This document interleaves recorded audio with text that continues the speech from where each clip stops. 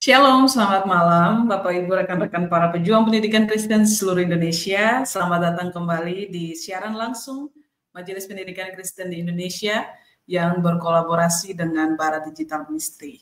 Hari ini kita mempersembahkan sebuah topik yang sangat membuka wawasan kita tentang cara berpikir yang inovatif dalam memecahkan masalah. Nah, topik yang akan kita bahas pada malam hari ini yaitu tentang Introduction to Design Thinking. Bersama dengan kita pada malam hari ini narasumber yang handal dalam percakapan atau pembahasan dan materi yang akan disampaikan yaitu Ibu Erlita Monica, MED.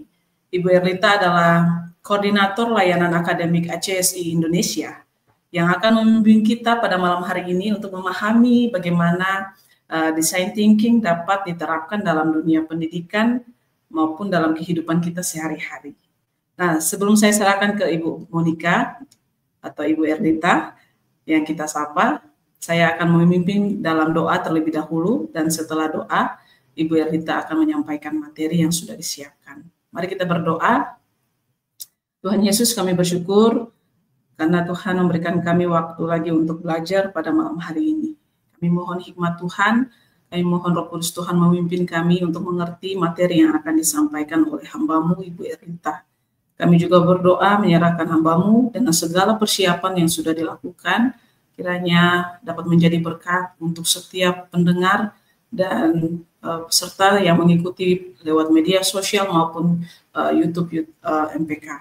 Kami juga percaya Tuhan menolong memberkati setiap para pendengar agar materi yang disampaikan menjadi berkat dan juga bisa menginspirasi dalam dunia pendidikan yang Tuhan percayakan kepada mereka.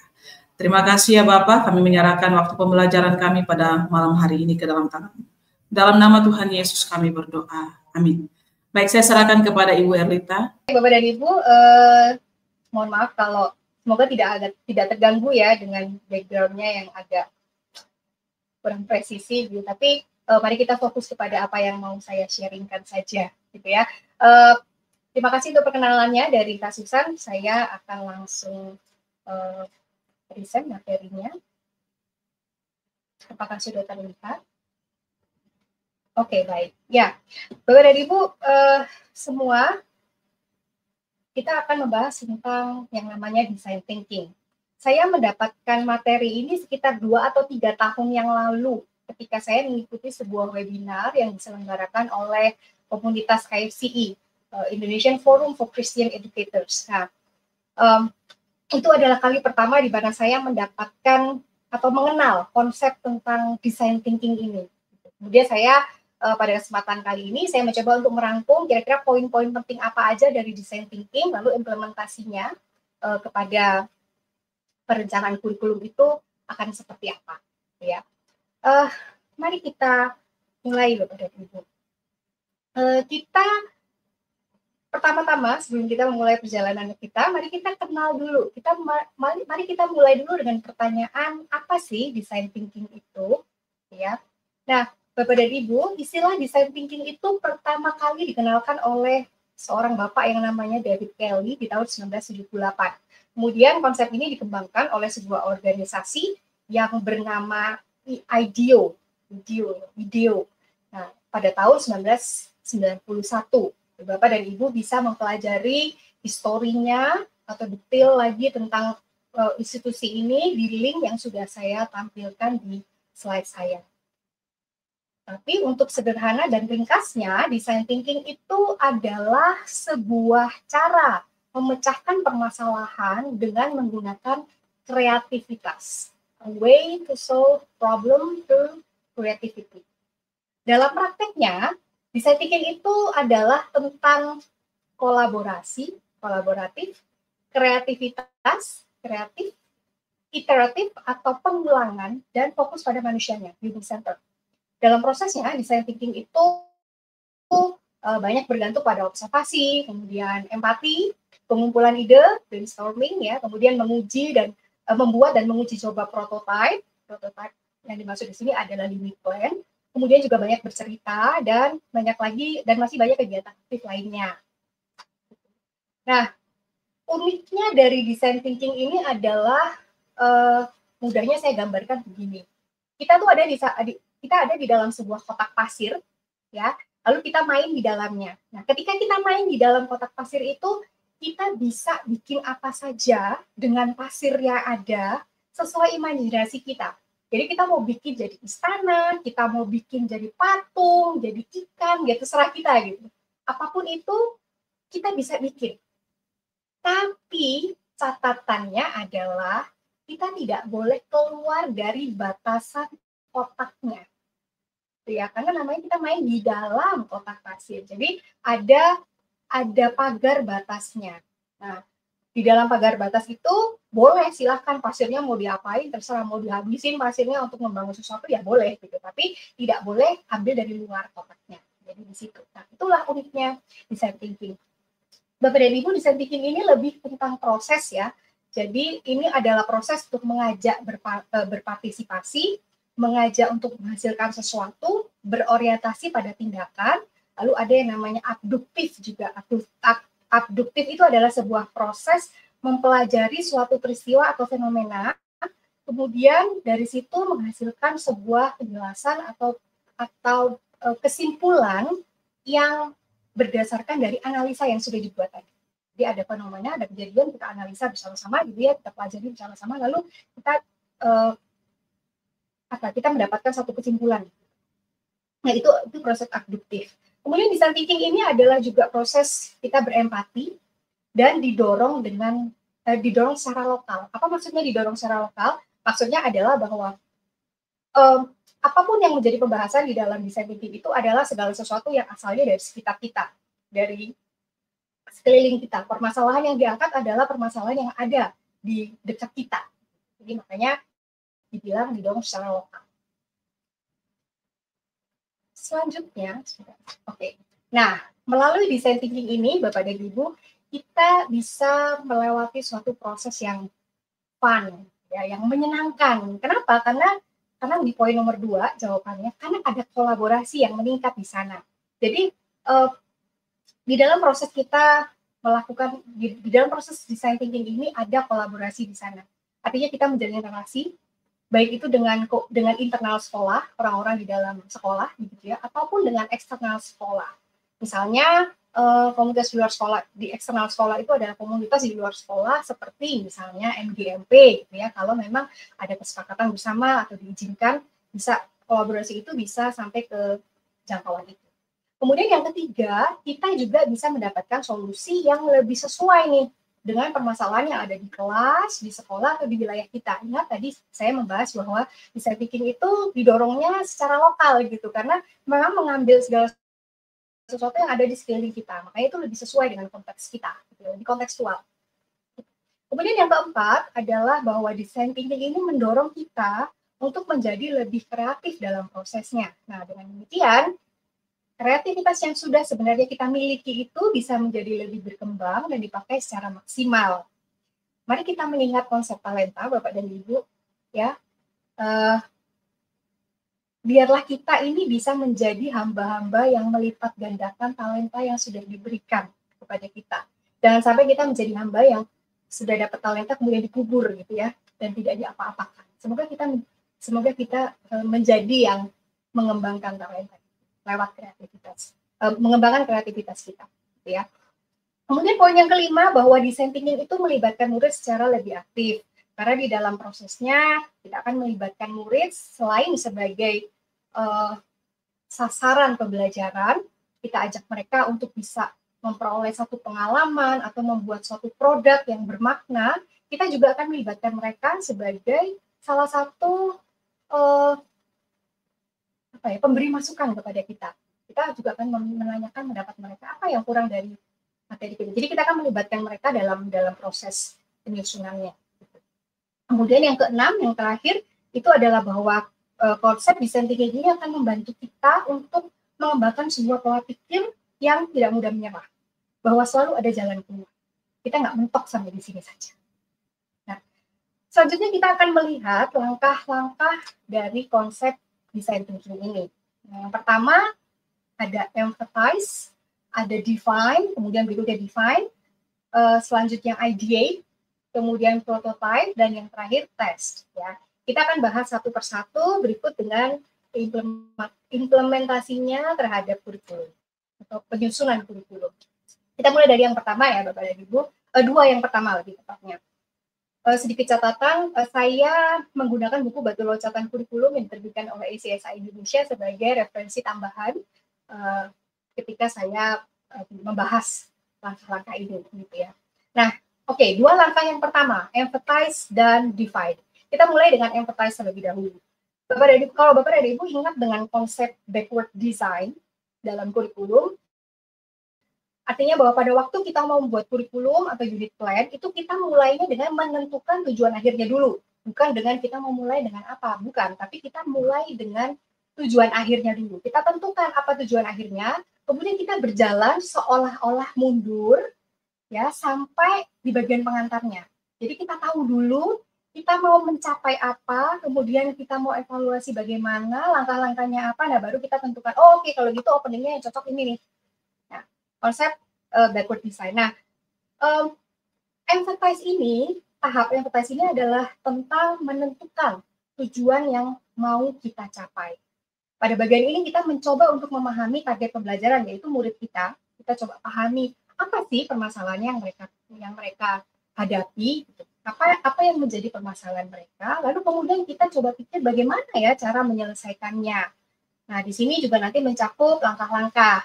Di poin kedua ya, yang merencanakan itu kita mulai pikir-pikir kira-kira kita rencana, oh kira-kira tuh langkah penyelesaian masalahnya tuh kayak gini nih, langkah 1, 2, 3. Nah, dalam proses itu kita membuat rencana pemecahan masalah, dan dalam prosesnya kita juga menggali sebanyak mungkin informasi. Ada masalah, ya kita kalau belum tahu informasi yang lebih banyak ya nggak bisa langsung diselesaikan. Jangan-jangan nanti penyelesaiannya tidak tepat sasaran. Nah, jadi 3 hal ini, menemukan masalah, merencanakan, dan kemudian menggali informasinya, adalah 3 hal yang harus kita lakukan sekaligus gitu ya, bersama-sama ketika kita mau sampai atau ketika kita berada di dalam enterprise ini, ketika kita mau sampai pada tujuan yang ingin kita capai. 3 hal ini harus kita perhatikan. Nah, langkah yang selanjutnya, divine, itu adalah tentang bagaimana kita menggali permasalahan secara lebih dalam lagi, dan kemudian kita mengaitkannya dengan iman kita. Ingat kepada Ibu bahwa sebagai pendidik Kristen, kita itu tidak hanya membagikan pengetahuan ya, tapi kita juga membagikan Kristus di dalam pengajaran kita. Nah, dalam tahap divine ini kita mengkaitkan permasalahan dengan kisah-kisah yang ada di Alkitab. Kemudian kita cari maknanya, mengapa kok kita harus pelajari ini. Itu sesuatu yang penting, jadi supaya anak-anak itu tahu, kenapa ya kok saya harus belajar persamaan matematika, kenapa ya kok saya harus belajar bahasa, kenapa ya saya harus belajar bikin surat gitu. Nah, itu anak-anak perlu tahu, karena kalau enggak nanti mereka ngapain saya belajar ini gitu. Jadi tidak ada pemahaman yang lengkap gitu di dalam diri anak-anak. Nah, setelah kita sudah pelajari lebih dalam, kita kenali masalahnya lebih dalam, lalu kita punya rujukan, oh ini kayaknya mirip nih ya, kita bisa menyampaikan suatu kisah Alkitab ini. Nah, mari kita rangkai semuanya itu, mari kita bingkai semuanya itu menjadi satu kesatuan yang nantinya bisa kita pakai sebagai bahan biblical integration-nya, integrasi Alkitabnya dari pengajaran kita. Kemudian langkah yang selanjutnya, ini langkah yang ketiga, kepada Ibu. Nah, di tahap ini kita memulai perencanaan unit plan-nya. Dari semua yang sudah kita dapatkan dari proses empathize dan divide, kita kemudian tentukan, ini kira-kira dari topik ini nih, pencapaian minimumnya apa ya? Apa yang harus, pencapaian minimum apa yang harus didapatkan oleh anak-anak lewat topik ini? Lalu kita juga tentukan, di topik kira-kira visible nggak ya dilakukan? Topik ini kira-kira masuk akal nggak ya untuk dimasukkan? Tadi saya hubungkan topik ini dengan kisah Alkitab ini make sense nggak ya? Ini masuk akal nggak ya? Nah, itu perlu dipikirkan ulang. Udah ada evaluasi sedikit ya di bagian ini. Perlu dipikirkan ulang. Lalu, nah ini juga penting, di akhir pembelajaran itu, kita tuh mau anak-anak tuh belajar apa sih? Kita mau anak-anak tuh mendapatkan pengalaman bermakna apa sih? Kita mau anak-anak itu membuat atau mendapatkan hasil akhir apa yang bermakna. Kalau pembelajarannya itu sudah selesai, jangan sampai pembelajaran itu ya udah berlalu begitu saja ya. jadi nggak istimewa pembelajaran ini. Kita mau bikin pembelajaran itu menjadi istimewa melalui design thinking ini. Nah, itulah sebabnya kita perlu pikirkan baik-baik. Kita mau anak-anak ini belajar apa? Belajar sesuatu yang bermakna. Ketika mereka sudah melewati kelas kita, di akhir kelas mereka mendapatkan sesuatu yang bermakna. Nah, Bapak dan Ibu, dalam tahapan ini kita diharapkan bisa menggali ide dari sumber-sumber yang ada. Sebanyak mungkin ide kita gali, mau dari internet, mau dari rekan, mau dari siapa saja deh, gitu. Mau dari dosen yang mana saja boleh gitu. Ayo kita gali ide sebanyak-banyaknya. Lalu setelah kita dapat idenya, ayo kita matangkan. Gitu. Idenya ada 100, ya nggak mungkin dipakai semua ya. Kita pakai mungkin hanya 2 atau 3 saja. Atau bahkan cuma 1 yang memang benar-benar cocok. Nah, ayo kita matangkan. Nah, dengan demikian lalu di tangan Anda ada sebuah rencana unit plan. Ya. Nah, tapi satu catatan Bapak dan Ibu, ketika Anda menggali ide, pastikan bahwa Anda memilih sumber-sumber yang tepat. Kenapa? Supaya Anda tidak memberikan informasi yang menyesatkan. Nah, ingat nih ya, kita juga perlu ingat apa yang Alkitab katakan tentang orang-orang yang menyesatkan anak-anak. Dikalungi batu pilangan dan ditenggelamkan di laut. Nah, kita pasti nggak mau kayak jadi orang-orang itu ya. Itulah sebabnya, mari kita juga berhati-hati ketika kita memilih sumber, maka pastikan sumber-sumber itu tepat sebelum kita kemudian membagikannya kepada anak. Berikutnya, kita masuk ke dalam fase namanya prototype. Nah, di fase ini, kalau tadi di akhir fase ideate itu kita sudah punya sebuah rancangan gitu ya. Nah, di fase prototype ini maka kita akan memantapkan lagi. Kita harus tentukan scope and sequence-nya apa gitu ya.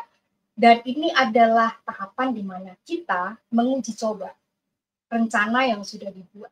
Gitu. Nah, di tahap ini kita juga perlu mendapatkan feedback atas ide dan rancangan yang sudah Bapak dan Ibu susun.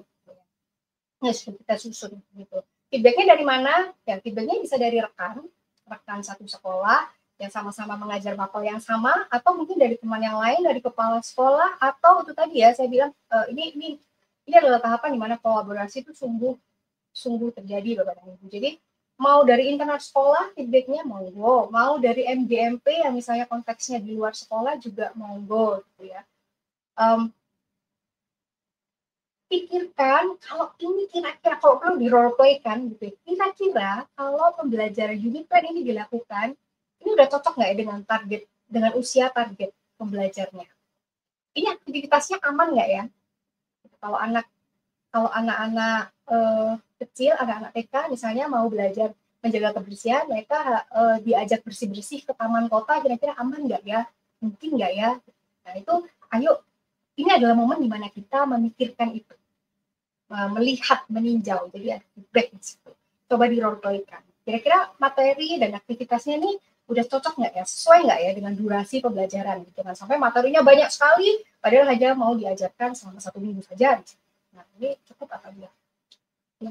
Nah, sekali lagi saya sampaikan bahwa kolaborasi di sini sudah ada. Sebenarnya kolaborasi sudah mulai dari tahap-tahap sebelumnya sih ya, dari tahap define pun sudah bisa dimulai, bahkan dari tahap empathize awal pun juga sudah bisa dimulai. Tapi di sini adalah momen di mana benar-benar kolaborasi itu dibutuhkan. Kenapa? Karena kita butuh masukan. Nggak mungkin kita mikir sendiri gitu ya. Kalau kita mikir sendiri, semuanya bagus gitu. Tapi harus orang lain yang melihat dari kacamata. Nah, lalu selanjutnya ini adalah tahapan yang kelima, itu adalah tahapan tes. Di tahap ini Bapak dan Ibu, artinya unit plan sudah dipakai nih di kelas. Gitu. Jadi prototype sudah selesai, sudah dicoba, selesai. Nah, tes ini adalah artinya kita mengetes nih, kurikulum yang kita buat ini udah benar apa enggak ya. Nah, kita ajarkan kurikulum itu, lalu kita perlu lakukan proses tracking. Apa yang dilakukan selama proses tracking itu, kita catat pelaksanaannya di kelas tuh kayak apa sih? Timingnya udah pas belum? Respon anak-anak tuh cocok nggak? Kalau saya kasih aktivitas A, anak-anak ini antusias nggak? Jangan-jangan mereka nggak gitu. Lalu kemudian ada kendala apa? Catat semuanya itu, Bapak dan Ibu. Bukan untuk dievaluasi saat itu juga. Kalau ada yang bisa dievaluasi saat itu juga, ya monggo. Tapi pencatatan ini lebih kepada tujuan akhirnya setelah pembelajaran selesai. Setelah pembelajaran selesai, yang namanya evaluasi itu pasti Bapak dan Ibu, ya. Jadi kita mengevaluasi nih, kan catatannya udah punya nih, catatan trackingnya udah punya. Nah, kan kita evaluasi bersama-sama. Mari mengevaluasi itu bersama-sama. Kemudian kalau memang ada yang perlu direvisi tadi, misalnya aktivitasnya tidak menarik untuk anak-anak, ayo kita revisi. Nah, revisinya apa tuh? Kita pikirkan. Nah, dan yang paling penting juga adalah next-nya mau apa? Pengembangan untuk pembelajaran di kemudian hari. Itu juga penting ya Bapak Ibu, karena kita ini kan dunia ini berkembang terus begitu ya. Kalau kita stay terus di pembelajaran cara tahun 2000 ya mungkin nggak cocok. Sebelum COVID dan sudah COVID aja udah agak berbeda gitu ya. Itu jadi maksudnya kenapa saya sampaikan bahwa yang paling penting adalah what next, pengembangan untuk berikutnya, yaitu kita perlu membawa anak-anak juga pada penyesuaian. Jadi kalau zamannya berubah ya anak-anak jangan dikasih yang udah outdated gitu. Kita kasih mereka juga yang lebih baik. Nah, udah sampai tes ya tadi, empathize, define, ideate, kemudian prototype, dan ini tes. Udah selesai kan prosesnya? Nope, belum Bapak dan Ibu. Prosesnya sayang sekali belum selesai ya. Proses ini akan terus berulang Bapak dan Ibu. Jadi setelah kita sudah sampai di tahapan tes, kita akan mengulang lagi ke proses empathize. Tapi kalau sudah punya kerangkanya lebih sedikit kan ya, kita nggak mulai dari nol, tapi kita sudah punya sesuatu di tangan kita. Jadi kita tinggal ngedit, paling yang kita pikirkan adalah ini masih cocok nggak ya, masih relevan nggak ya dengan anak-anak zaman sekarang. Jangan-jangan memang masalahnya udah berbeda ya. Kalau masalahnya berbeda ya, mari kita menggantinya dengan masalah yang baru. Tapi bukankah memang seperti itu pada dasarnya sejatinya kurikulum itu, Bapak? Kata kurikulum itu berasal dari bahasa Latin yaitu curere, yang artinya berlari atau melanjutkan. Bisa juga diartikan sebagai lapangan perlombaan lari. Nah, kalau kita melihat lapangan lari itu biasanya bentuknya lingkaran ya. Nah, kurikulum itu juga seperti itu Bapak dan Ibu siklusnya. Jadi akan membentuk seperti lingkaran begitu, seperti cycle yang akan terus dan terus dan terus berulang prosesnya. Saya akan menutup presentasi ini dengan Kejadian 1 ayat 26 sampai 27. Saya akan bacakan untuk kita semua. Berfirmanlah Allah, baiklah kita menjadikan manusia menurut gambar dan rupa kita, supaya mereka berkuasa atas ikan-ikan di laut, burung-burung di udara, dan atas ternak, dan atas seluruh bumi, dan atas segala binatang melata yang merayap di bumi. Maka Allah menciptakan manusia itu menurut gambarnya. Menurut gambar Allah diciptakannya dia. Laki-laki dan perempuan diciptakannya mereka. Bapak dan Ibu, zaman itu berubah, apalagi dengan perkembangan teknologi yang luar biasa, zaman menjadi sangat cepat berubah. Ada salah satu kunci untuk bertahan, yaitu dengan mengembangkan intuisi, menjadi kreatif, tetap termotivasi, dan menjadi seorang pemecah masalah. Ketika kita dipanggil untuk menjadi pendidik, ingatlah selalu bahwa kita itu diciptakan segambar dan serupa dengan Allah. Dan Allah sudah menyediakan apa yang kita butuhkan di sekitar kita. Tergantung kita mau nggak memanfaatkan dan menggunakannya. Jadi mari Bapak dan Ibu kita manfaatkan apa yang ada di sekitar kita. Jangan menyerah, jangan selalu bilang saya tidak mampu, saya tidak bisa, saya tidak punya. No, mari kita hapus pemikiran itu dari kepala kita. Manfaatkan apa yang ada di sekitar kita. Ayo kita jangan menyerah. Ayo, mari kita kembangkan talenta yang sudah Tuhan anugerahkan kepada kita. Tuhan Yesus memberkati. Terima kasih. Saya kembalikan kepada Kak Susan. Wah, terima kasih Bu Erlita untuk pemaparan materi yang sangat kaya dan akan wawasan yang luar biasa untuk kita pelajari pada malam hari ini. Dari pembahasan tadi kita telah melihat bagaimana design thinking itu bukan hanya sekedar metode, tetapi juga sebuah pola pikir yang mendorong inovasi, bahkan empati dan solusi kreatif ya Bu ya, dalam berbagai konteks termasuk dalam dunia pendidikan gitu ya Bu ya. Nah, terima kasih Ibu. Kita akan masuk dalam sesi tanya jawab. Saya akan membaca beberapa pertanyaan yang sudah masuk. Dari pertanyaan yang ada ini saya mau terlebih dahulu tentang pertanyaan kira-kira Ibu, bagaimana kita dapat mengukur keberhasilan penerapan design thinking dalam pembelajaran? Ini menjawab pertanyaan satu persatu kan ya Kak ya? Oke, baik. Terima kasih pertanyaannya. Bagaimana kita mengukur keberhasilan penerapan design thinking dalam pembelajaran? Yang perlu kita catat dulu adalah bahwa design thinking itu pola pikir ya, Bapak dan Ibu. Jadi bagaimana seorang guru dalam menyusun unit plan itu dia pakai pola pikir yang namanya design thinking. Mengukur keberhasilannya bagaimana? Menyusun keberhasilannya adalah bahwa setiap guru itu bisa melalui setiap tahapannya dengan baik, gitu. Jadi dia bisa dengan dirinya dan juga berkolaborasi, dia bisa menggunakan kesempatan, bisa menganalisa masalah, bisa mengangkat dan menemukan masalah yang cocok, yang relevan, gitu ya. Jadi kemampuan analisa guru itu kelihatan dari bagaimana dia mengajar, kemudian bagaimana dia menerapkan, mengaitkan permasalahan itu dengan, kalau kita sebagai pendidik misalnya, tentu saja bagaimana dia mengaitkan itu dengan pengalaman spiritualnya, dengan kekristenan, kemudian bagaimana dia bisa membangun sebuah sesi pembelajaran di kelas yang menyenangkan untuk anak-anak, begitu. Dan yang paling penting saya pikir bagaimana dia atau si guru ini bisa menyusun suatu pembelajaran yang bisa memberikan pengalaman yang bermakna bagi anak-anak. Mungkin sekarang kalau ditanya anaknya belum tahu, tetapi ketika let's say 10 tahun kemudian, anak ini akan mulai, ketika anak ini juga sudah mulai berkembang cara berpikirnya, dia bisa melihat bahwa, wah, aku bisa seperti ini karena dulu tuh guruku ngajarin ini loh. Guruku itu, aku diajarin, aku dibawa pada suatu kenalan, kenapa ya kok saya harus belajar matematika misalnya. Kenapa ya kok saya harus belajar bahasa? Nah, anak itu bisa sampai di titik itu. Jadi, kalau mengukur keberhasilan penerapan, saya sampai di situ dulu ya. Kalau nanti pada anak-anak, nah ini kalau buat saya sih karena design thinking ini kan juga ada poin di mana kita menentukan KPI ya. Ini saya ngomong sekarang ketika diterapkan ke dalam kurikulum, ya paling tidak ketika anak-anak ini semua bisa masuk ke dalam KPI itu, ya itu sudah sebuah keberhasilan buat saya kan. Buat apa minimum itu dipasang di situ gitu. Ketika ada yang lebih dari situ ya puji Tuhan, berarti anak-anak ini, anak-anak menangkap. Gitu. Nah, lalu selain dari itu tadi yang kemampuan analisa, bagaimana guru ini bisa menyusun sedemikian rupa supaya pembelajaran itu menjadi bermakna.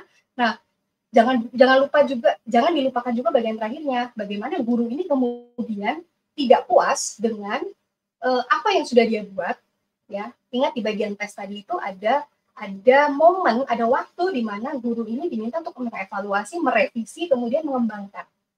Nah, di situ. Jadi sederhananya kalau saya mau bilang ya, ketika gurunya udah puas dengan itu semua ya berarti pola pikir design thinking itu nampaknya belum begitu tertanam di dalam pikirannya. Pola design thinking itu bukan menjadi sesuatu yang dihidupinya. Gitu. Karena dia ya udah puas aja gitu. Padahal design thinking tidak puas di situ, tapi dia terus cycle-nya akan terus berputar. Semoga ini menjawab ya, Mas Susan. Terima kasih Bu Erlita. Kita ada 2 pertanyaan terakhir Ibu, tapi saya bacakan yang kedua dulu. Ini pertanyaannya tentang apakah design thinking dapat membantu dalam mengatasi kesenjangan pendidikan? Kita melihat bagaimana Indonesia ya, mungkin ya kita nggak usah jauh-jauh lah dari Indonesia begitu ya, masih ada kesenjangan pendidikan. Apakah bisa mengatasi kesenjangan pendidikan dan mengapa? Ya, kalau saya pribadi saya berpikir itu kok bisa ya, bukan. Kalau saya jawabnya kok bisa jadi maknanya ini berbeda. Saya ulangi kalimatnya. Kalau saya pribadi berpikir bahwa ini bisa mengatasi. Kenapa? Karena salah satu ciri dari design thinking ini kan menggunakan apa yang ada di sekitarnya, didorong secara lokal, menggunakan apa yang ada di sekitarnya. Saya jadi teringat satu sesi pembelajaran yang pernah saya ikuti. Pembelajaran ini disampaikan oleh almarhum Dr. Ishak Sumonggo. Di materinya juga kurikulum teori and development gitu. Beliau sempat mengangkat cerita tentang sekolah rimba. Ya, kalau Bapak dan Ibu familiar dengan itu ya, sekolah rimba. Bahwa diceritakan bahwa ketika datang ke sana dengan idealisme yang tinggi begitu ya, mau mengajari anak-anak ini belajar segala macam seperti yang dipelajari di kota, tapi pada kenyataannya itu nggak berhasil. Apakah karena anak-anaknya nggak bisa? Apakah karena gurunya nggak bisa ngajar, anak-anaknya nggak bisa belajar, gurunya nggak bisa mengajar, atau karena kurikulumnya salah? Ternyata jawabannya adalah bahwa ya bukan itu yang mereka butuhkan. Anak-anak di sana nggak belajar, nggak membutuhkan pembelajaran yang sama dengan anak-anak yang ada di kota. Nah, kemudian ya sudah cerita, lalu ada ditemukanlah. Itu sebenarnya prosesnya buat saya itu udah cukup menggambarkan desain thinking ini ya. Jadi kan akhirnya dianalisa anak-anak di sana tuh butuh apa sih sebenarnya gitu ya, supaya mereka bisa belajar sesuatu. Nah itu kan udah mulai masuk kemudian menganalisa apa yang menjadi permasalahan. Jadi buat saya bisa kenapa? Ya itu tadi, karena berangkatnya dari apa yang dibutuhkan di sana, di kelas itu, di daerah itu. Gitu. Jangan memaksakan untuk bisa, maksudnya gini ya, memang rumput tetangga selalu lebih hijau ya. Tapi jangan memaksakan bahwa itu akan semuanya kita punya gitu. Mungkin orang di Pulau Jawa nggak sama kebutuhannya dengan orang di Kalimantan atau di Jayapura misalnya, nggak sama ya. Ayo, nah ini ya sekali lagi saya bilang tadi, kalau mau dihubungkan sedikit dengan pertanyaan nomor 1 ya, tentang mengukur keberhasilannya gimana. Ya, keberhasilannya itu semua dilihat dari gurunya. Jadi apakah gurunya itu punya pola pikir itu enggak? Nah, bagaimana ini bisa membantu kesenjangan? Ya, gurunya. Bisa, ya. Mengapa? Itu tadi, karena sebenarnya semua diambilnya, ditariknya dari lokal yang ada di sekelilingnya apa gitu. Jangan dipaksakan, contohnya adalah selalu, selalu misalnya let's say, jangan dikatakan tuh produk-produknya yang selalu sama dengan di kota. Jadi di kota tuh apa ya, yang kekinian boba misalnya gitu ya. Ini contoh aja. Saya bikin contoh yang agak dramatisir gitu. Di kota tuh kita boba familiar gitu kan ya. Tapi kalau di tempat lain yang di sana nggak ada orang jual boba ya mungkin nggak tahu. Ya bisa tahu mungkin dari internet tapi nggak familiar sama mereka. Mungkin singkong jadi lebih familiar sama mereka. Disuruh ngitung misalnya ya. Apakah mungkin beberapa anak mungkin lebih mudah memahami konsep berhitung ketika mereka menghitungnya pakai sesuatu yang ada di sekitar mereka gitu misalnya, daripada hanya melihat dari video atau dari foto misalnya, atau membayangkan gitu. Suruh hitung ini kaitan sama motorik gitu misalnya ya, kan pegang benda yang beneran ada itu lebih enak gitu deh. Kayaknya saya udah terlalu jauh menjawabnya. Kalau saya mau simpulkan lagi dalam satu kalimat, apakah bisa membantu? Menurut saya bisa membantu. Kenapa? Karena itu tadi, semua ditariknya, didorongnya itu dari local things. Jadi dari permasalahan yang ada di sekitar, apa yang menjadi permasalahan anak-anak kita sendiri, gitu ya. Kemudian kembangkan itu, cari solusinya dengan ya resources yang ada. Ingat bahwa design thinking itu adalah kita bermain di dalam kota. Di dalam kota. Ya, mainnya di dalam kota aja, nggak perlu sampai keluar gitu. Kalau kotanya misalnya cuma 3x3, ya udah main di situ. Tapi kuasai. Jadi bikin pasirnya menjadi sesuatu yang sungguh bagus. Begitu kira-kira kasusnya. Terima kasih. Baik, terima kasih Bu Erlita. Satu pertanyaan terakhir ini ya, Ya, mengapa abduktif dan empatik menjadi pendekatan utama dalam design thinking? Dan bagaimana ini berbeda dengan metode pemecahan masalah lainnya? Oke, terima kasih untuk pertanyaannya. Saya akan mulai dengan mengapa abduktif dan empatik menjadi pendekatan utama dulu ya. Kenapa ini menjadi pendekatan utama? Yaitu kembali kepada bahwa ini bahwa design thinking itu kan kita mau memecahkan permasalahan yang real yang ada di sekitar kita yang dihadapi oleh para murid. Nah, artinya kalau kita tidak punya empati, kalau kita tidak empatik, kita tidak menjadi orang yang peduli dengan anak-anak kita, dengan murid-murid kita, gitu ya. Gimana kita bisa tahu nih anak masalahnya apa gitu. Karena anak itu kan tidak selalu jujur ya. Maksudnya gini, kadang mungkin kadang dia mengalami kesulitan, tetapi karena ditanya gurunya, nanti kalau saya bilang, tanya gurunya, kamu kenapa kamu sedih? Kalau saya bilang saya ada masalah, saya diceramahin. Ya udahlah, saya bilang aja nggak ada masalah gitu. Padahal sebenarnya dia punya masalah gitu kan. Jadi guru yang empati, yang punya empati, yang berempati itu lalu menjadi penting gitu di dalam design thinking ini. Kenapa? Ya itu tadi, supaya dia bisa mengenal masalah dengan lebih baik, dia juga bisa menggali masalah dengan lebih baik karena dia adalah seorang yang berempati, dia peduli, dia care gitu, dengan murid-muridnya, dengan masalah yang dihadapi murid-muridnya. Itu empati. Nah, kemudian kenapa kok abduktif, Bapak dan Ibu? Bagi saya ya itu tadi, karena kalau ketika saya tadi menjelaskan bahwa prosesnya design thinking itu ada 1, 2, 3, 4, 5. Ada empathize, ada define, ada ideate, ada prototype, ada test. Setelah tes apakah selesai? No. Balik lagi ke depan lagi gitu. Empathize lagi gitu.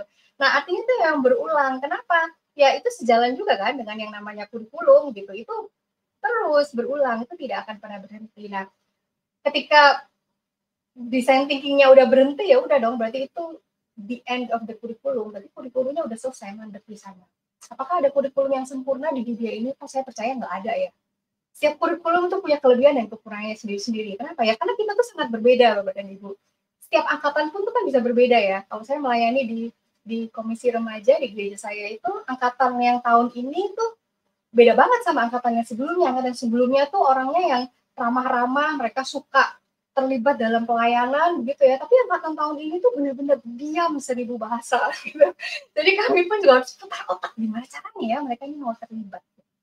Nah itulah kenapa abduktif dan empatik itu kemudian menjadi pendekatan utama di dalam design thinking itu, karena satu, design thinking berangkat dari apa yang ada di sekitar kita. Bagaimana kita bisa tahu kalau kita tidak punya empati? Ya nggak bisa, kita nggak tahu karena kita nggak peduli, nggak berempati. Dengan empati kita bisa kenal apa yang ada di sekeliling kita, masalah yang ada di sekeliling kita bisa kenal. Lalu abduktif, ya karena kita mau terus menerus unit plan itu diperbarui. Kita mau terus menerus anak-anak belajar sesuatu yang memang relevan dengan apa yang ada di zaman yang mereka ada. Kemudian pertanyaan yang berikutnya, tadi itu pertanyaan A, sekarang pertanyaan B. Bagaimana ini berbeda dengan pemecahan masalah lainnya? Kalau mau sederhana dirangkum adalah bahwa design thinking ini pemecahan yang pusatnya manusia. Gitu. Apa sih permasalahan yang dihadapi murid itu? Jadi manusianya. Lalu apa sih pengalaman dan hasil akhir yang bermakna yang bisa didapatkan murid saya? Jadi pusatnya di manusia, human center. Ya, jadi ada 4 hal: kolaboratif, kreatif, iteratif. Ya, oke. Sorry kalau saya kelewatan satu. Yang berulang gitu ya. Iteratif, berulang. Kemudian yang terakhir itu tadi human center. Jadi yang berbeda adalah ya itu tadi pusatnya ada di manusia. Kemudian ada prosesnya. Ya, pusatnya pada manusia, prosesnya berulang terus-menerus dan membutuhkan kreativitas juga di dalamnya, ada kolaborasinya. Kenapa agak berbeda? Biasanya metode pemecahan masalah yang tradisional sifatnya lebih linear, fokusnya di analisa gitu. Kita menganalisa, tapi dengan design thinking ini kita lebih kejarnya itu anaknya ini bikin apa ya, dia mengalami apa. Jadi nggak hanya dianalisa lalu anaknya dia diajak untuk menganalisa. Ya, anaknya memang juga di dalam prosesnya anak juga tentu diajak untuk menganalisa, tetapi penitik berakannya adalah pada pengalaman yang bermakna. Anak ini belajar apa sih? Jadi itu sih saya pikir yang membuat design thinking ini berbeda dengan metode pemecahan masalah lainnya. Baik, terima kasih Ibu Erlita untuk wawasan dan jawaban yang sangat luar biasa pada pertanyaan terakhir yang sudah diajukan. Pada sesi akhir ini saya mempersilakan Ibu untuk memberikan closing statement dan dilanjutkan dengan Ibu mendoakan, berdoa untuk setiap peserta yang mengikuti dan bisa menjadi berkat juga pada rekan-rekan yang lain. Saya persilakan Ibu. Oke, baik. Jadi nanti saya yang menutup dalam doa ya, Kak Susan ya. Oke, baik. Ya, Bapak dan Ibu, saya tuh sungguh bersyukur dan sungguh kagum ketika saya ketemu dengan seorang pendidik Kristen. Ya. Kenapa? Karena saya tahu betapa seriusnya tugas menjadi seorang pendidik Kristen itu. Jadi saya sungguh kagum kalau saya ketemu dengan seorang pendidik Kristen. Kenapa? Karena artinya orang itu sudah dipanggil Tuhan untuk menjadi pendidik. Gitu ya. Jadi saya sungguh senang gitu kalau ketemu. Tetapi memang yang perlu diperhatikan adalah bahwa bagaimana kita menjaga kemurnian motivasi kita, bagaimana kita tidak pernah lupa dengan tugas dan tanggung jawab kita sebagai seorang pendidik Kristen. Kita tidak hanya menyebarkan pengetahuan, tetapi kita juga menyebarkan Kristus. Kita menyampaikan Kristus lewat apa yang kita sampaikan. Jadi ini bukan soal apa ya, nilai, bukan soal sehebat apa gitu, bukan soal menang juara berapa, olimpiade apa, tetapi lebih kepada apa yang kita tanamkan di dalam diri anak-anak itu. Bagaimana kita menuntun dia menuju keserupaan dengan Kristus. Buat saya itu yang sungguh penting. Itu adalah sesuatu nilai yang tidak pernah lekang oleh waktu. Ya, kita menabur, tapi Roh Kudus nanti yang akan menyempurnakan. Itu saja dari saya. Mari kita tutup dalam doa. Bapak dan Ibu semua, mari kita berdoa. Bapa di surga, Allah yang kami kenal dan kami sembah di dalam nama Tuhan Yesus Kristus, kami bersyukur untuk pertemuan malam hari ini. Apa yang disampaikan mungkin selesai sampai di sini, tidak akan menjawab semua pertanyaan, tidak akan menjelaskan begitu banyak hal, tetapi biarlah Tuhan menaruh rasa ingin tahu, Tuhan menaruh semangat dan motivasi untuk mempelajari, mengembangkan diri di dalam diri setiap orang yang mengikuti sesi ini, setiap orang yang mendengarkan sesi ini. Tuhan Yesus, kami percaya ketika Engkau memanggil kami untuk menjadi pendidik, Tuhan sudah terlebih dahulu memperlengkapi kami. Lewat proses hidup kami, lewat pengalaman hidup kami, lewat apapun yang selama ini sudah kami pelajari. Mungkin sesi malam hari ini bisa menjadi suatu yang sangat berharga. Tapi mungkin sesi malam ini cuma menjadi pengingat saja untuk kami. Apapun itu ya Tuhan, kami percaya bahwa segala sesuatu sudah Tuhan atur, segala sesuatu sudah Tuhan sediakan.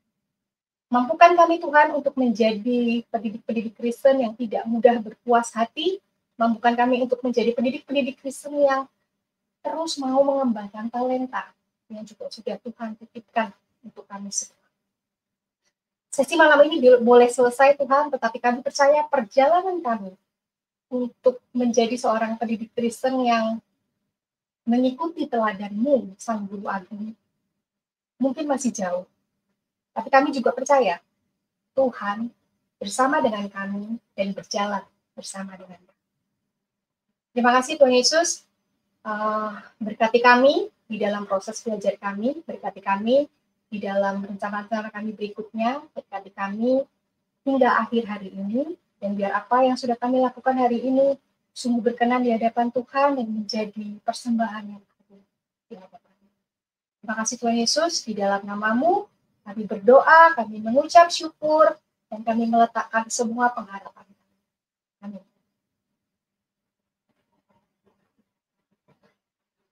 Saya kembalikan ke Susan. Ya, terima kasih sekali lagi Bu Erlita untuk wawasan yang sangat luar biasa yang sudah di-sharingkan untuk kita semua dan diskusi dengan pertanyaan-pertanyaan yang sudah disampaikan juga.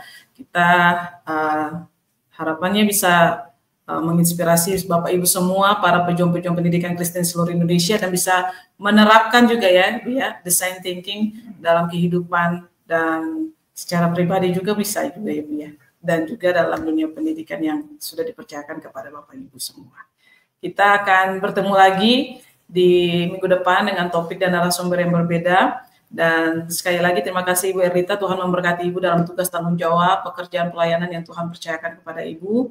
Tuhan mampukan selalu dan terus menjadi berkat untuk banyak orang. Selamat malam, sampai jumpa di minggu depan. Tuhan Yesus memberkati kita semua. Selamat malam, terima kasih.